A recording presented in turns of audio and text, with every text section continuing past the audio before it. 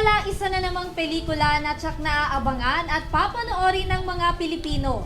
Ano kayang pelikula yan at tungkol saan kaya ito? Ating tunghayan mula kay Christy Rivera.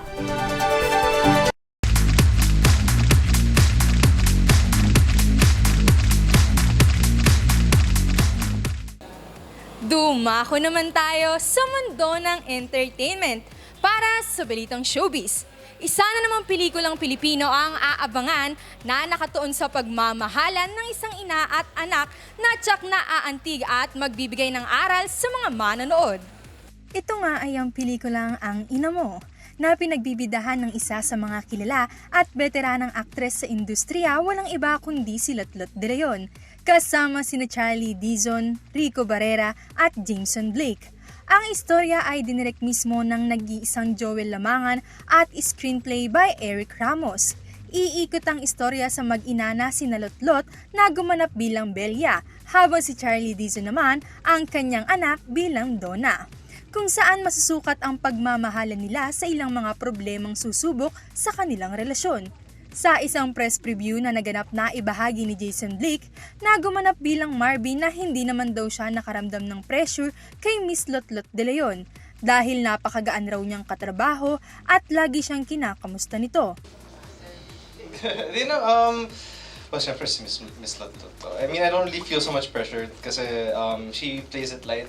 Like, may mga times na pinapasa ko yung lines ko na mag-isa and then she will come in the room and like, oh, sino pa usap mo? Mga ganun. So, I mean, she lightens the atmosphere, so I enjoy working with her also. Sine-check ko lang kung okay pa siya. Baka mamaya may kinakausap siya, hindi namin nakikita. Ibang tao pa. May memorize ng lines.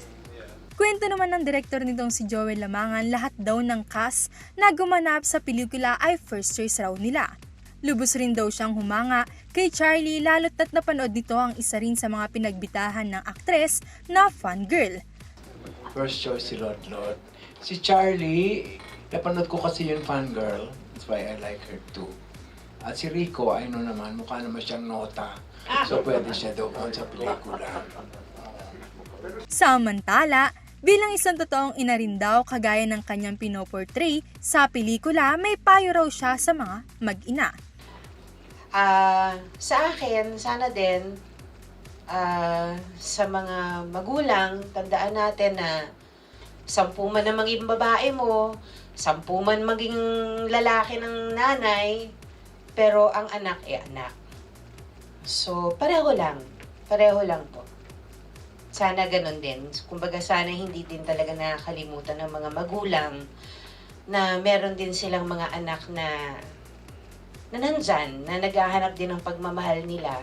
Naibahagi naman ni Direk Lamangan na ang naturang pelikula daw ay hango mula sa tunay na buhay. This is based on a true story of my own experience. Kamag-anak ko yung babae, yung nanay. Totoong nangyari yan, hindi ko lang sinasabi, pero totoong nangyari sa akin yan. Masaya naman daw ang buong cast, lalo na ang mga producer nito sa kabuuan ng istorya, kaya't excited sila na mapanood ito sa sinihan. Ay, ako super happy. Actually, we were pleasantly surprised nung nakita namin. Though we weren't here during the taping, nandito lang kami nung first taping day, tsaka yung last taping day. So, hindi pa namin na-imagine. When we read the script kasi medyo, hindi namin nabuka. Bala na si Direk dyan. Tapos yun, when we finally watched the director's cut, okay, yun pala yung kinalabasan. So we were really happy with what happened. And we're really, really honored and proud na sa team namin kay Direk Joel. Yan, si Lito was very instrumental. At saka si Dennis sa...